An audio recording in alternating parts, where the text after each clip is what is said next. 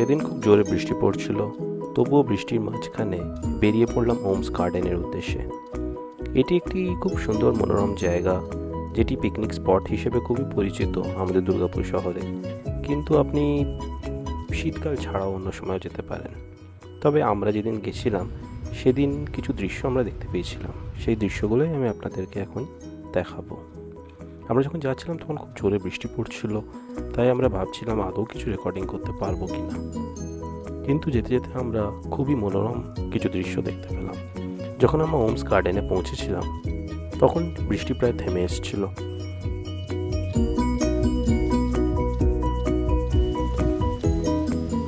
আমরা দেখতে পেলাম হঠাৎ একটি উট, কিন্তু সেই উটটি নিজের মনের মতো দাঁড়িয়েছিল। হঠাৎ দেখলাম তার চারিপাশের সবুজ দৃশ্যটা যেন মরুভূমিতে পরিণত হয়ে গেল, এবং উটটি আস্তে আস্তে রওনা দিয়ে দিল মরুভূমির উদ্দেশ্যে।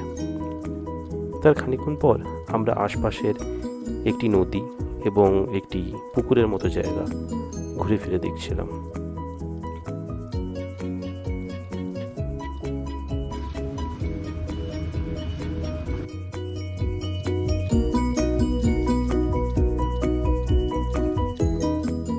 হঠাৎ নজর পড়ল একখানা উঁচু পাহাড় বা ঢিবির মতো জায়গা, যেটা সবুজ ঘাসে আচ্ছন্ন হয়েছিল।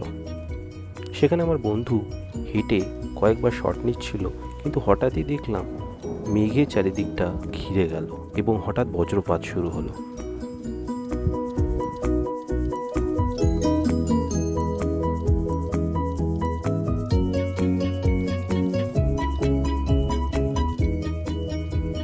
আবার খানিকক্ষণ পর দেখলাম সেই পাহাড় যেন একটা আগ্নেয়গিরি রূপে রূপান্তরিত হয়েছে এবং চারিদিকে যেন লাল মেঘে আকাশ ঢেকে গেছে। এই এক আশ্চর্য দৃশ্য। কিন্তু আশ্চর্যভাবে সেই আগ্নেয়গিরির তাপ আমাদের লাগছে না। আমরা সেখান থেকে চলে এলাম।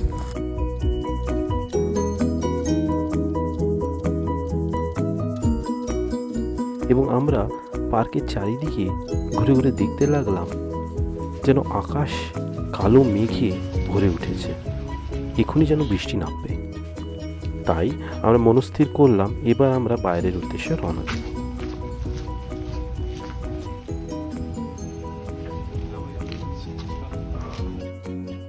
যখন আমরা বাইরের দিকে যাচ্ছিলাম দেখলাম একটি কালো পাঁচিলে খুব সুন্দরভাবে লেখা ছিল ওমস অর্গ্যানিক গার্ডেন।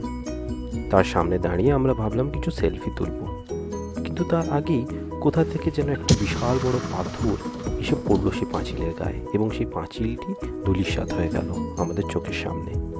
এসব দৃশ্য নিয়ে আমরা আলোচনা করতে করতে আমরা ঘরের দিকে রওনা দিলাম। আপনার মনেই হতে পারে যে এইসব আমাদের নিছক যেন কল্পনা, কিন্তু এত মনোরম পরিবেশে কে না কল্পনা করতে চায় বলুন।